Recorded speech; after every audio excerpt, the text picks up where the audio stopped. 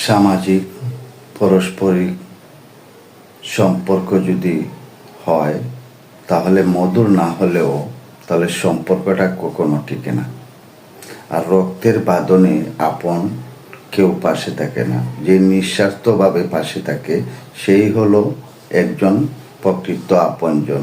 সেই আপনজন খুঁজতে হলে সামাজিকতা রাখতে হবে, সামাজিকতা ধরে রাখতে হবে, সব কিছুই করতে হবে। আপনারা দেখেন অনেক রক্তের সম্পর্ক মানুষ আছে কিন্তু বিপদের কালে পাশে দাঁড়ায় না, আর অনেকেই পাশে দাঁড়ায় আপনজন।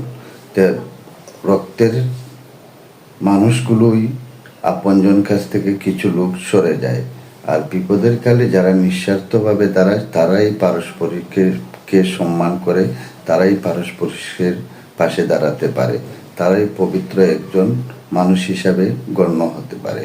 সেই মানুষ হিসাবে থাকতে হলে রক্তের বাঁধন ছাড়াও আপনজন হতে পারে, রক্তের মানুষও পর হতে পারে। এগুলো দুনিয়াতেই চলতেছে। নিজের আপন করা মানুষকে যাচাই করতে হলে আপনি এইগুলোতেই যাচাই করতে পারবেন, অবজারভেশন করতে পারবেন। অবজারভেশন করে আপনারা একজন বাছাই করে মানুষ নিতে হবে, তাহলে আপনাদের সব কিছুই মূল্যবান সময়গুলো কাটাতে পারবেন, সব মূল্যবান জিনিসকেও বুঝতে পারবেন। সেইগুলো যদি বোঝার না চেষ্টা করেন, একজনকে বুঝাইতে না পারেন, বোঝার কিছু তুলে না ধরেন, তাহলে একজন বুঝতে পারবে না। মানুষ বোঝার জন্য অনেক কিছু করে, সেই বোঝানোর জন্য আমাদের অনেক কিছু করার দরকার। একজন আরেকজনকে পারস্পরিক সম্মান, পারস্পরিক শ্রদ্ধা সেগুলো দেওয়ার দরকার।